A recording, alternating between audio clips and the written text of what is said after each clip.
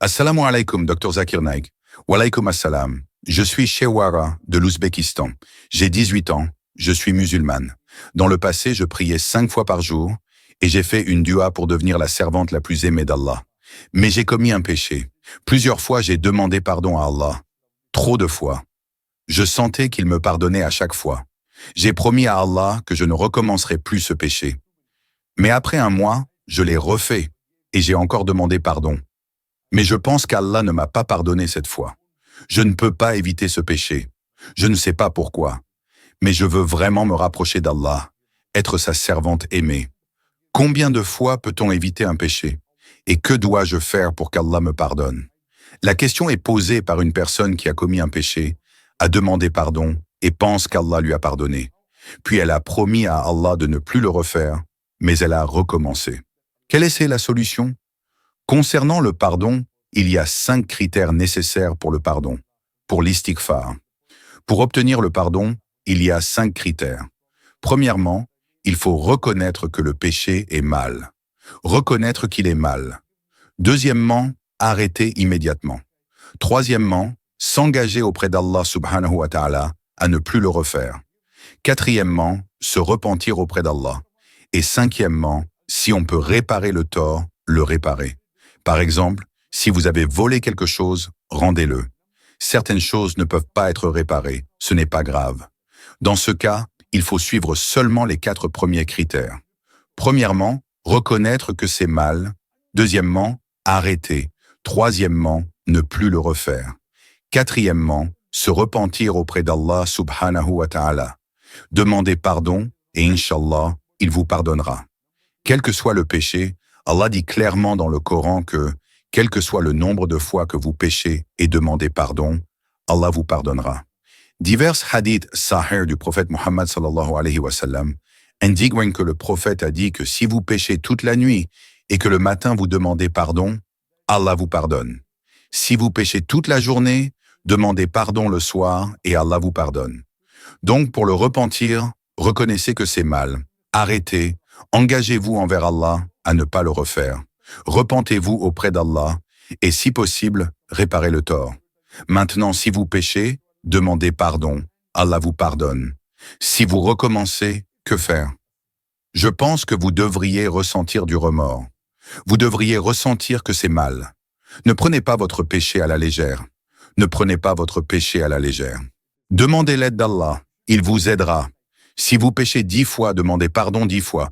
Allah vous pardonnera 10 fois.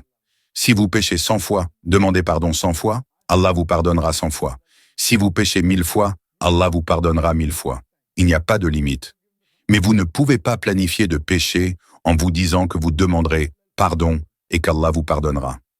C'est de la préméditation et Allah le sait, cela ne vous aidera pas.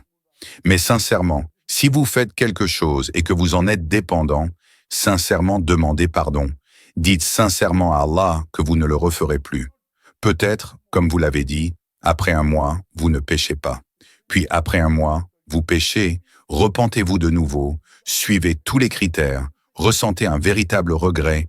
Peut-être que vous ne le ferez plus pendant 2 mois. Puis après 2 mois, vous avez péché, demandez encore pardon à Allah, repentez-vous de nouveau. Peut-être que vous ne le ferez plus pendant 1 an, puis après cela, vous arrêterez complètement. On ne sait jamais. Alors, ne prenez pas cela à la légère. Continuez à demander pardon, Allah vous pardonnera. Même si vous commettez le plus grand péché, comme le shirk, si vous demandez pardon, Allah vous pardonnera. Demander pardon est très important. Et vous vous engagez envers Allah à ne plus le refaire. Inch'Allah, Allah vous aidera. Si vous recommencez à demander à nouveau pardon, Allah vous pardonnera même 1 million de fois. Mais assurez-vous de vous repentir sincèrement pour que votre pardon soit accepté. Vous avez dit que la dernière fois, vous pensiez qu'Allah n'avait pas accepté votre pardon parce que peut-être que vous ne vous étiez pas repenti sincèrement. Si vous vous repentez sincèrement, Inch'Allah, Allah vous pardonnera.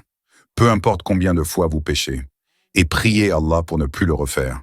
Et priez Allah de vous guider. Inch'Allah, Allah vous guidera. Et je prie également Allah subhanahu wa ta'ala que ce péché dont vous êtes dépendant disparaisse complètement de votre vie. Et qu'Allah subhanahu wa ta'ala vous pardonne tous vos péchés, qu'il vous mette sur le droit chemin et qu'il vous fasse entrer au paradis. Inch'Allah. Pourquoi Allah, le Dieu de l'islam, ne se montre-t-il pas comme dans d'autres religions où l'on peut voir Dieu? Pourquoi ne pouvons-nous pas voir Allah dans l'islam? La raison en est qu'Allah subhanahu wa ta'ala, dans l'islam, est le vrai Allah. Il est si puissant que si nous le voyions, nous ne pourrions pas survivre. Dans le Coran, par exemple, quand Moïse Moussa dit « Oh Allah subhanahu wa ta'ala, je veux te voir », Allah répond « Je vais montrer un aperçu de moi-même à la montagne. Regarde ce qui se passe à la montagne. » Et lorsque Moïse se tourne vers la montagne, Allah lui montre un aperçu de sa puissance. Et Moïse tombe évanoui. C'est la puissance d'Allah. Il est si puissant qu'en tant qu'êtres humains, dans cet état, nous ne pourrions pas le voir. La définition d'Allah est donnée dans le chapitre 112, versets 1 à 4 du Coran, qui dit « Dis, Allah est un et unique. Allah est l'absolu, l'éternel. Il n'a pas engendré et il n'a pas été engendré, et rien n'est comparable à lui. » Dès qu'on peut comparer un Dieu à quelque chose dans ce monde, il n'est pas le vrai Dieu. Cette définition en 4 lignes d'Allah subhanahu wa ta'ala, de Dieu tout-puissant, doit être remplie pour considérer une divinité comme étant le vrai Dieu. Autrement, ce n'est pas un vrai Dieu. Dit, Allah est un et unique, l'absolu, l'éternel. Il n'a pas engendré et n'a pas été engendré. Maintenant, laissez-moi vous poser une question. Quelle est la plus grande récompense que vous puissiez imaginer recevoir, frère? Frère, quelle est la plus grande récompense qu'un musulman puisse obtenir? C'est le paradis, Jannah, n'est-ce pas? Y a-t-il quelque chose de plus élevé que le paradis?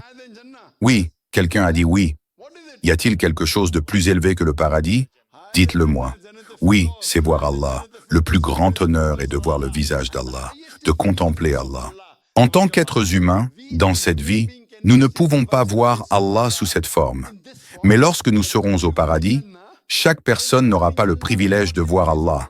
Seulement ceux qui sont les plus proches de lui, les proches des prophètes, auront l'honneur de voir son visage.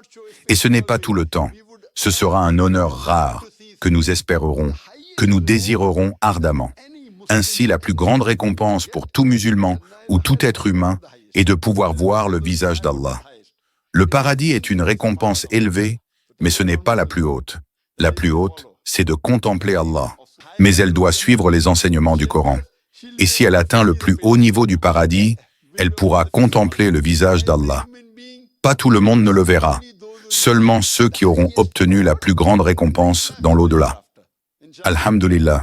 Inch'Allah, nous prions pour qu'Allah nous place tous au paradis et que nous puissions contempler son visage, Inch'Allah.